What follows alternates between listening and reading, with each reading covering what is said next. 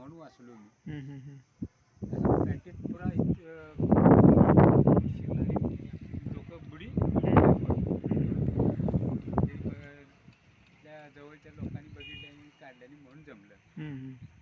हे 2-3 टाइम मरता मरता हे झाले. मग गुडघेदुखी केव्हापासून सुरू झाले? गुडघ्याचा त्रास केव्हापासून आहे म्हटलो? गुडघेदुखी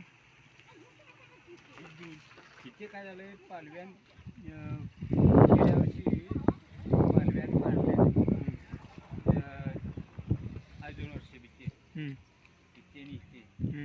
त्याच्यामुळे हे डोक्याला आत्ता सध्या दुखायला लागलंय. आणि हे पूर्वीपासून दुखत्याचं झाली